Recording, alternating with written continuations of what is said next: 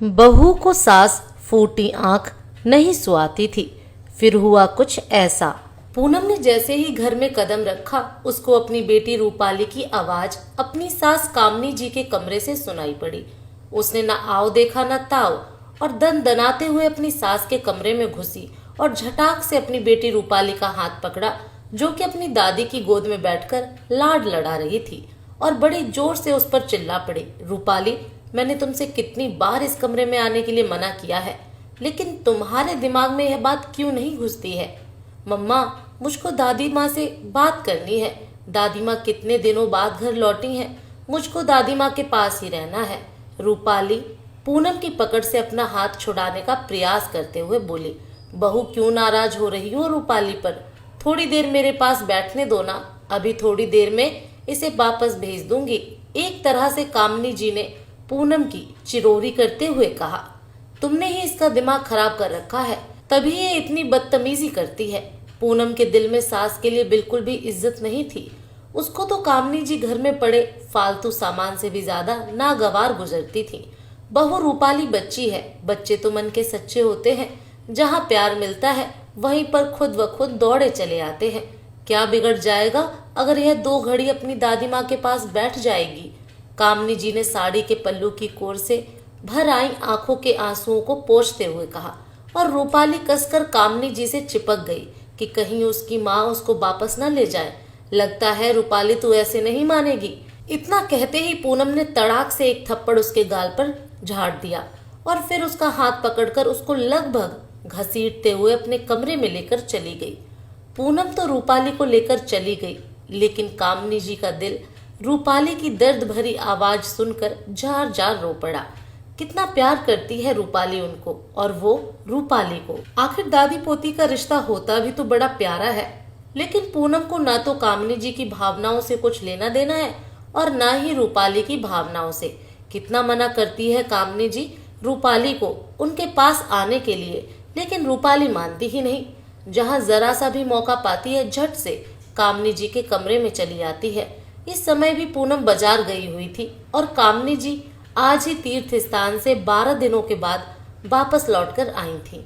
और जब वह लौटी तब रूपाली स्कूल गई हुई थी, और जब वह स्कूल से वापस आई तो कामनी जी के कमरे का दरवाजा खुला देखकर झट से आकर उनकी गोद में बैठ गई। कामनी जी ने पूनम को घर से बाहर जाते हुए देखा था तो वह निश्चिंत थी, इसलिए वह रूपाली को गोद में बैठकर दुलारने लगी कि तभी पूनम बाजार से लौटकर वापस आ गई और उसका सारा गुस्सा रूपाली और कामनी जी पर उतर गया। कामनी जी अपनी आंखों में आंसू लिए हुए पोती की सिसकारियां को सुन रही थी। क्या हुआ अगर सगी पोती नहीं है? लेकिन माना तो मैंने उसको सगी से भी बढ़कर है। यही सब सोचते सोचते वो अतीत की ओर मुड़ गई। कामनी जी ने अपने बेटे रवि का विवाह बहुत ही खुशी के साथ किया था और बहू नीलम आई थी। बहुत ही सुशील और संस्कारी नीलम का चेहरा देखकर कामनी जी फूली नहीं समाती, और नीलम भी हर समय कामनी जी के आगे पीछे मम्मी मम्मी करते हुए घूमती रहती। रवि को भी बहुत संतुष्टि होती कि चलो माँ को मान सम्मान देने वाली बहू आ गई। बहुत जल्दी नीलम ने माँ बनने की खुशखबरी सुना दी। अब तो कामनी जी और रवि की खुशियों को 4 चांद लग गए। वे दोनों ही नीलम का बहुत ख्याल रखते हैं, लेकिन कहते हैं ना कि कभी कभी खुशियों पर ग्रहण भी लग जाता है। एक दिन कामनी जी और रवि बैंक गए हुए थे। नीलम तब थोड़ा बहुत काम कर रही थी, जबकि कामनी जी उसको मना करके गई थी, लेकिन नीलम उस हिदायत को अनसुना करके काम में लग गई, और जैसे ही वह रसोई से बाहर निकली उसका पैर किसी चीज से उलझ गया और वह पेट के बल गिर पड़ी। असहनीय सी पीड़ा उसके शरीर में दौड़ गई, और तभी कामनी जी और रवि ने घर के अंदर कदम रखा। कामनी जी और रवि तो नीलम की हालत देखकर एकदम से घबरा उठे। रवि ने उल्टे पैर नीलम को गाड़ी में डाला और कामनी जी के साथ झट से अस्पताल की ओर दौड़ पड़ा। लेकिन प्रकृति की विडंबना कुछ ऐसी रही कि नीलम और बच्चे दोनों को ही न बचाया जा सका। अब तो कामनी जी और रवि दोनों पर ही दुखों का पहाड़ टूट पड़ा था। हंसता मुस्कुराता परिवार पूरी तरह से मायूसी में डूब गया। न किसी को खाने की फिक्र, न पीने की। ऐसे समय में कामनी जी की एक दूर के रिश्ते की बहन रवि के लिए पूनम का रिश्ता लेकर आई। पूनम उनकी जेठानी की बहन की बेटी थी। उसके पति ने उसको छोड़ दिया था। उसकी गोद में 2.5 साल की बेटी रूपाली थी। दामिनी जी ने बहुत सोचा, लेकिन फिर रवि के साथ मिलकर विचार किया कि चलो रूपाली को पिता का प्यार रवि से मिल जाएगा। हालांकि अभी रवि नीलम की यादों से बाहर नहीं निकल पाया था, लेकिन फिर भी कामिनी जी का मन देखकर तैयार हो गया और फिर मंदिर में एक साधारण समारोह में दोनों की शादी संपन्न हो गई। कामिनी जी के घर में खुशियों ने फिर से एक बार दस्तक दे दी और रवि ने भी खुशी खुशी रूपाली को अपना लिया। रूपाली दिन भर घर में पायल पहनकर चहकती रहती। कामिनी जी को तो जैसे प्राण मिल गए, क्योंकि उनको अपनी कोई बेटी नहीं थी। समय के साथ शुरू में 2-3 साल तो पूनम का व्यवहार सही रहा, लेकिन धीरे धीरे उसकी आंखों में कामिनी जी तिनके के समान चुभने लगी। कामिनी जी जो कुछ भी कहती वो उसका उल्टा ही करती। अगर रवि कामिनी जी के पास उठता बैठता तो वह भी उसको फूटी आंख नहीं सुहाता। रूपाली को तो कामिनी जी के पास वो जाने ही नहीं देती, लेकिन बच्चे तो प्यार के भूखे होते हैं। रूपाली पूनम की बातों को अनसुना करके कामिनी जी के कमरे में भाग जाती। रवि के मना करने के बावजूद भी पूनम ने लड़ झगड़ कर अपनी रसोई अलग कर ली। घर को कलह से बचने के लिए कामिनी जी ने उस परिस्थिति में भी रवि को समझा बुझाकर समझौता कर लिया। लेकिन बात तो तब और भी बिगड़ गई जब पूनम ने रवि की अपनी माँ से बात करने पर रोक टोक लगा दी, वो भी रवि को कामिनी जी की कसम देकर।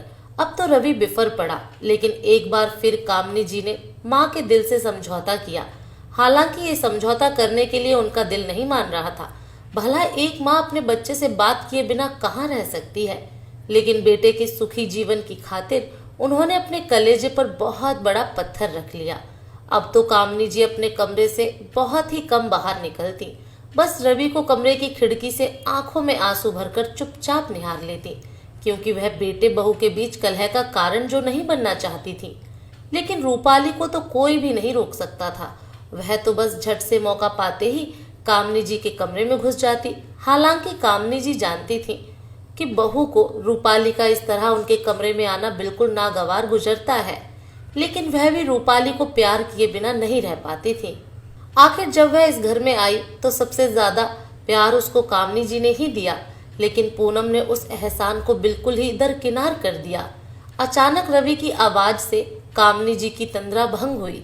क्यों रुला रही हो इस मासूम को? रवि ऑफिस से लौटकर अपने कमरे में घुसते ही बोला, रवि अपनी मम्मी को समझा दो, मुझको उनका रूपाली से लाड दुलार करना बिल्कुल भी पसंद नहीं। पूनम लगभग चीखते हुए बोली, पूनम आखिर क्या बिगाड़ा है तुम्हारा मम्मी ने? अगर वो जरा सा रूपाली से प्यार कर लेती हैं तो कुछ बिगड़ तो नहीं जाएगा, और फिर रूपाली उनकी पोती है। रवि ने पूनम को समझाते हुए कहा, नहीं रवि, रूपाली उनकी पोती नहीं, मेरी बेटी है और उसके ऊपर मेरा पूरा हक है। मैं जो चाहूंगी रूपाली वही करेगी। पूनम ने चिढ़ते हुए कहा, लेकिन पूनम एक बात बताओ, मैं भी तो मम्मी का बेटा हूँ और मम्मी का भी तो मुझ पर पूरा हक है, लेकिन तुमने तो मेरी मम्मी से उनका बेटा और उनका हक दोनों ही छीन लिए। तुम क्या समझती हो कि मैं यह सब तुम्हारा किया धरा खुशी खुशी बर्दाश्त कर रहा हूँ? पूनम एक बात याद रखना, आज तुमने मेरी मम्मी से उनका बेटा छीना है, कल को कहीं ऐसा ना हो कि भगवान तुमसे तुम्हारी बेटी को ही छीन ले। मुझको यह सब कहते हुए बिल्कुल भी अच्छा नहीं लग रहा है, क्योंकि रूपाली मेरी भी बेटी है। लेकिन एक बात तो तय है, इंसान जैसे बीज बोता है उसको वैसा ही फल मिलता है। मैं कैसे अपनी माँ से बात किए बिना रह पाता हूँ, मैं ही जानता हूँ। जब वह चुपके से मुझको खिड़की से निहारती है तो जी करता है कि फिर से नन्हा बच्चा बनकर दौड़ दौड़ कर उनके गले से लिपट जाऊं। लेकिन इधर तुम्हारी कसम ने और उधर मम्मी ने तुम्हारे सुख की खातिर अपनी कसम देकर मेरे हाथ पांव बांध दिए हैं। फिर भी मुझको इतना तो विश्वास है कि भगवान एक दिन इसका हिसाब तुमसे जरूर लेंगे। तुमको तो मम्मी का शुक्रगुजार होना चाहिए कि उन्हीं की जिद की वजह से तुम इस घर में हो, वरना मैं तो नीलम के अलावा किसी और के बारे में सोच भी नहीं सकता था।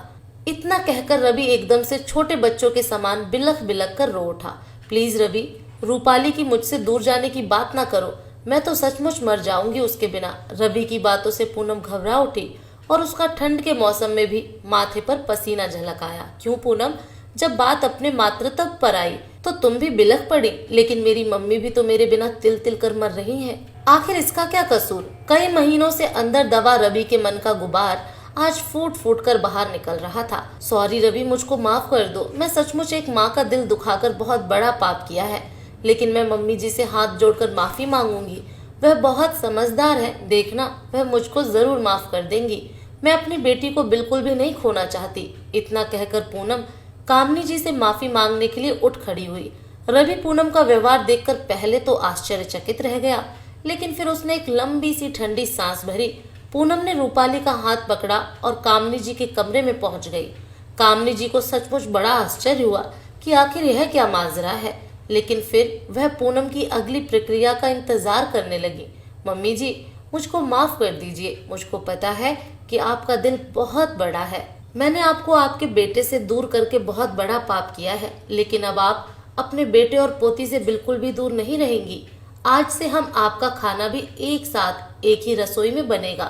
पूनम कामनी जी के पैरों को पकड़कर बैठ गई। उठो पूनम, तुमको अपनी गलती का एहसास हो गया, यही हमारे लिए बहुत है।